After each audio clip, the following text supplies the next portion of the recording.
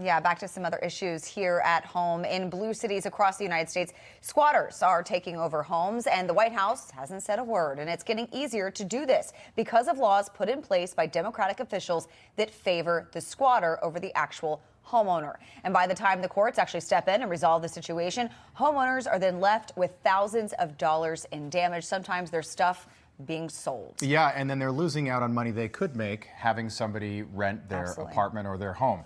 Our next two guests are part of a group fighting for the rights of homeowners across the country. Joining us now, New York City Councilwoman Vicky Palladino and real estate broker George Huntoon. It is great to have you both on this morning. George, I want to start with you. I know that you've helped homeowners in West Houston, Texas, get rid of squatters. One particular example took several months and totaled about $150,000 in damages to the home. Can you tell us more about what you've been seeing?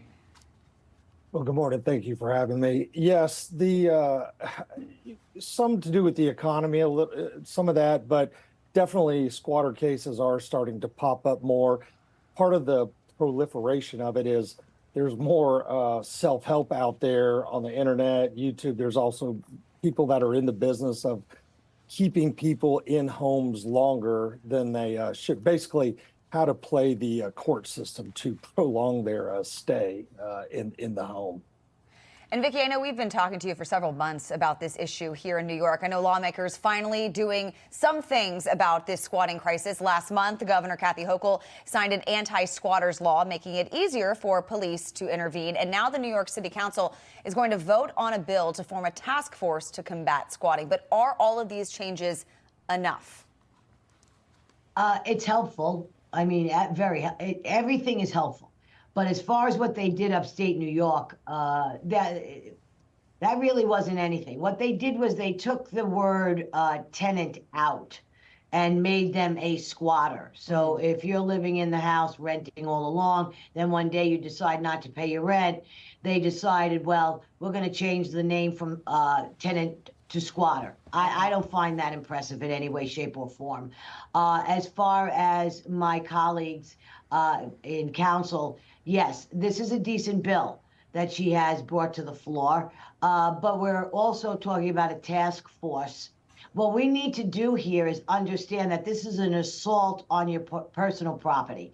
This is taking away your home and everything that's dear to you. What we need to do is we need to prosecute these people as criminals, because that's what they are. Nobody has dared yet step on that, whereas the 30-day law is still intact. What does that mean? That means that once they're there, 1 minute past that hour of 12, and it clicks to the 31st day, guess what? So now you're considered a squatter. So that means you still, because of 30 days, can stay there. It's still a lengthy court process. So identifying squatters, well, guess what? We're doing that already. We have a DA here in Queens that is working very hard and has had several success cases, whereas criminal trespassing, yay, that's a criminal offense. We've had grand larceny, yes, that is a criminal offense. Yeah. So our DA in Queens is making headway. As far as these bills go, the bill that's in, I have one in, I'm trying to get it onto the floor. It's a very simple bill. It's about taking the 30 days and extending it and making it 60 to 180 days, whereas the owner has more time to work collectively to get these people out of their homes. Setting up a task force, well, that sounds great.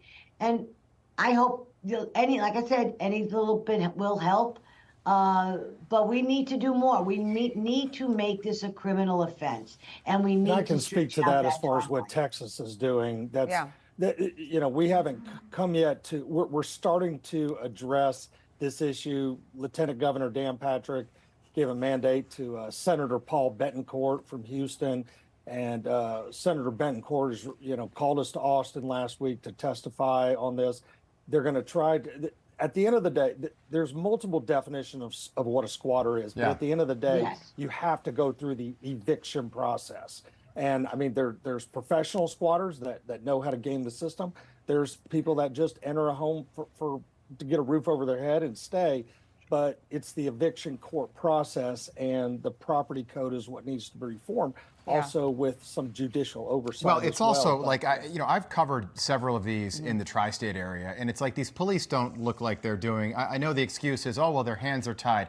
That's total BS. Like, what happened to common sense law enforcement? That's right. Okay, if this guy doesn't belong in somebody's house, get him out of their house. We're right up against the holiday weekend right now, and we've seen reports of people that don't want to go away for 3 or 4 nights because they're afraid that when they get back, somebody's going to be living there who shouldn't be there. Donald Trump addressed this when he was campaigning in Wisconsin recently. Take a listen to what he had to say. There's now an epidemic of illegal squatters throughout our country. They're trying to steal American homes by exploiting Marxist laws in Democrat-run cities. That's why, as president, I will establish a federal task force to use every authority that we have at our disposal to end squatting in America. We will not allow your homes to be taken from you in any way, shape, or form. We will stop the plunder, rape, slaughter, and destruction of our American suburbs, cities, and towns. George, just about 15 seconds, final thought. But what do you make of the president's plan if he's reelected? And do you think that'll be effective in places like Texas and New York? I definitely think so. Any reforms you can get, again, it's, we're all property owners. And a lot of times people think, oh, because you own a rent house that you're some rich person. But a lot of times my clients will own these homes, and the rent payment they get goes to pay the mortgage. And if you get a squatter in there and they overstay, then, I have clients that they can just lose their home by no fault of their own. A lot of it's just nonsensical, too. I'm reading that the police will arrest these squatters in some instances. They're released that same day, and they go back to the house and get in. I'm like, you got to change those locks fast. What happened to me. Got to lock up those windows and change those locks out quick. That's right. It's You're not wild. allowed That's to change the 100%. locks. That's against the law here. Yeah. In New York, if you go and change the lock and you're the homeowner, and that's against the law. Yeah, classic blue state policy right there, Vicki. We got to leave it there. We could keep this conversation going. Appreciate you both being with us, Vicki Palladino, Thank you. George Huntoon. Great to have you both on this morning. Thank you. Have a great day. All right. Thank you. you. Enjoy the Enjoy long your weekend. weekend. Yes, exactly. Happy Memorial Day. You too. Thank you.